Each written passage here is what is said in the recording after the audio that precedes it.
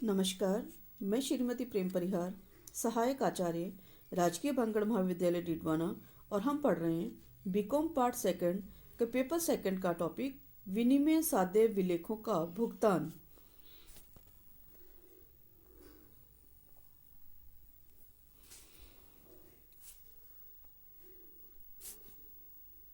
ग्राहक के एजेंट के रूप में बैंक द्वारा उसके चेकों, विनिमय बिलों तथा प्रतिज्ञा पत्रों जैसे विनिमय साध्य विलेखों का भुगतान करना बैंक का अंतर्निहित दायित्व होता है और बैंकर का यह कार्य तब तक रहता है जब तक कि ग्राहक के खाते में पर्याप्त जमा शेष रहे। जब तक ग्राहक के विनिमय साध्य विलेखों का भुगतान अस्वीकार करने का कोई पर्याप्त या ठोस कारण न हो, भुगतान न करने पर बैंक को उत्तरदायी ठहराया जा सकता है और उसे ग्राहक को होने वाली क्षतिपूर्ति का उत्तरदायी माना जाता है। इस संदर्भ में शोधी बैंकर के कई प्रकार के दायित्व हैं।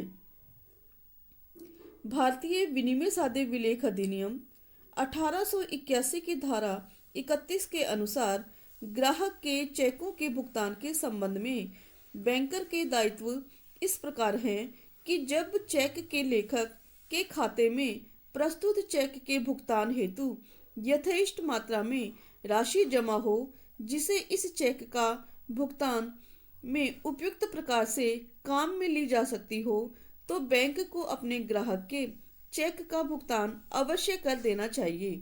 भुगतान में त्रुटि करने पर चेक के लेखक को होने वाली क्षतिपूर्ति करनी होगी।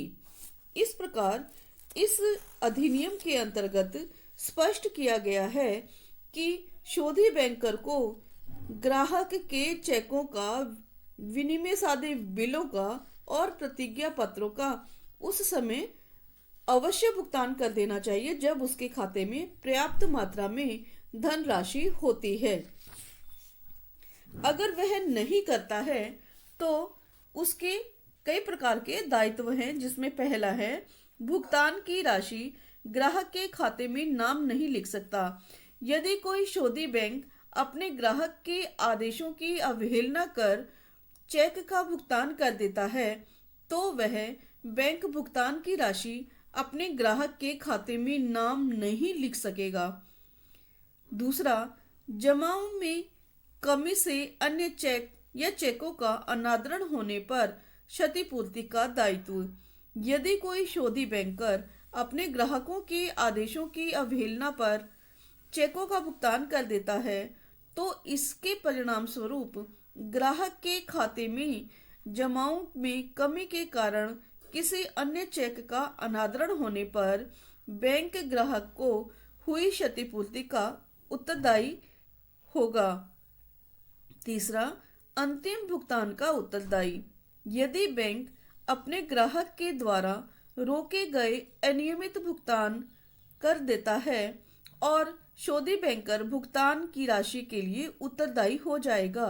अतः भुगतानकर्ता बैंक को भुगतान के संदर्भ में विशेष सावधानियां रखनी चाहिए। शोधी बैंकर की जोखिमें। शोधी बैंकर की पहली जोखिम है गलत व्यक्ति को चेक का भुगतान करना। अगर बैंकर चेक का भुगतान गलत व्यक्ति को कर दे तो ऐसी स्थिति में बैंक ग्राहक के खाते में उस राशि को नाम नहीं लिख सकता और हानि स्वयं बैंक को उठानी पड़ेगी।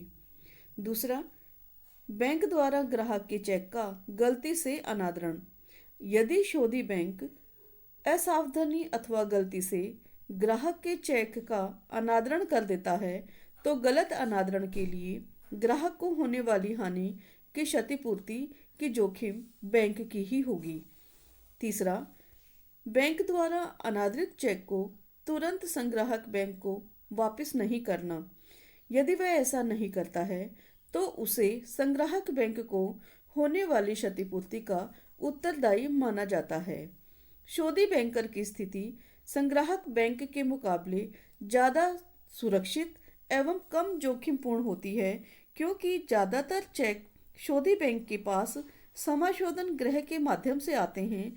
अतः ऐसे चेकों का परीक्षण केवल औपचारिकतावश किया जाता है, जबकि संग्राहक बैंक के चेकों का संग्रहण करते समय उसकी प्रविष्टियों, रेखांकन, पृष्ठांकन आदि सभी महत्वपूर्ण तथ्यों की जांच करना जरूरी होता है।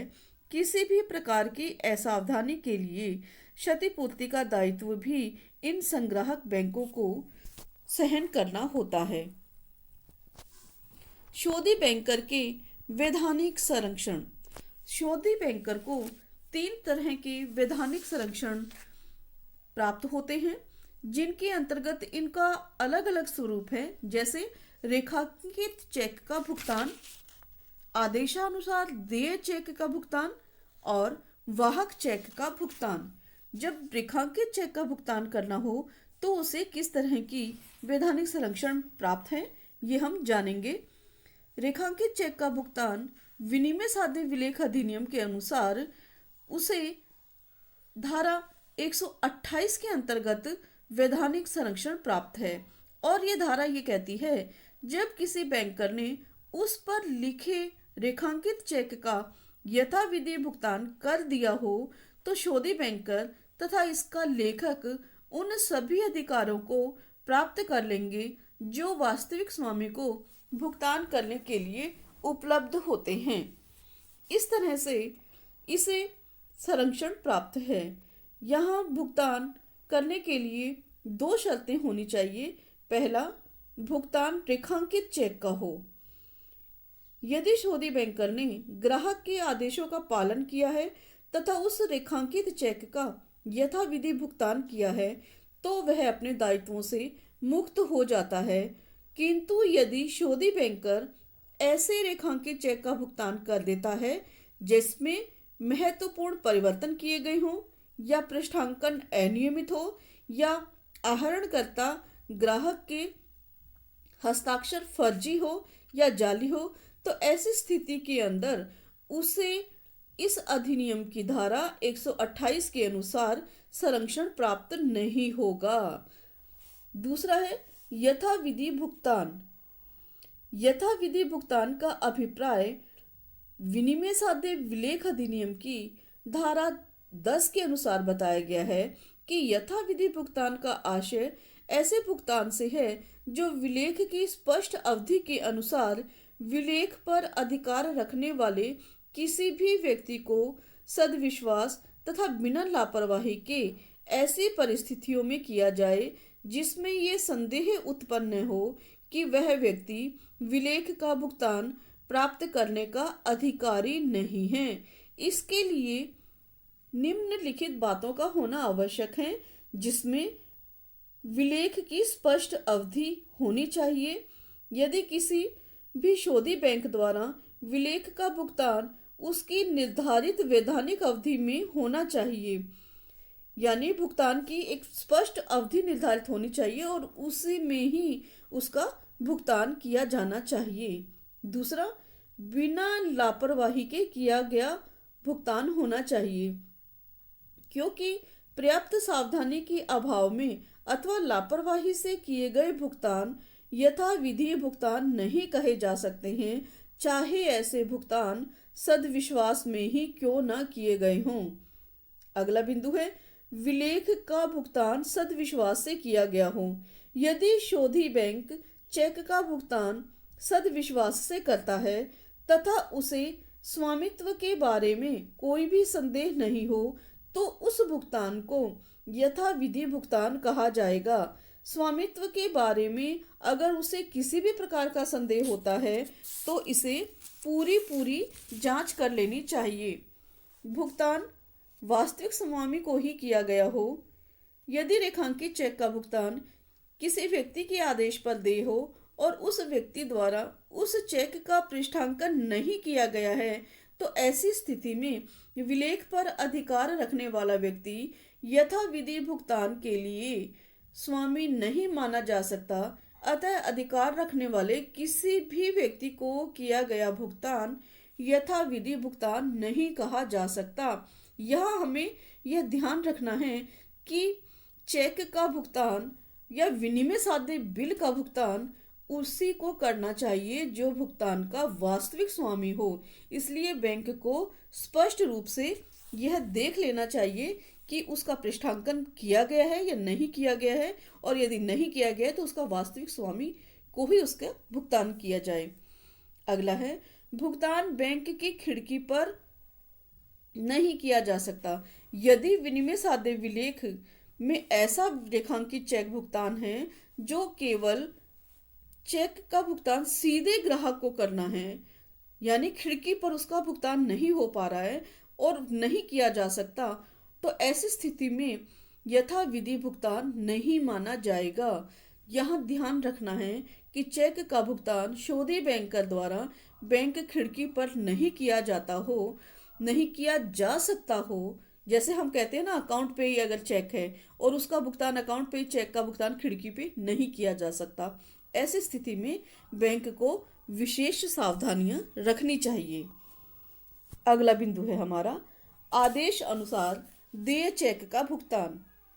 विनिमय साध्य विलेख अधिनियम के अंतर्गत शोधी बैंकर को वैधानिक संरक्षण प्राप्त होता है यदि शोधी बैंकर को किसी आदेशानुसार देय चेक पर आदाता अथवा आदाता की ओर से नियमित पृष्ठांकन किया जाना प्रतीत होता हो, तो ऐसे चेक का यथाविधि भुगतान हो जाने पर शोधी बैंकर अपने दायित्व से मुक्त हो जाता है, चाहे यहाँ पर उस चेक का पृष्ठांकन नकली ही क्यों ना हो, दोषपूर्ण ही क्यों ना हो।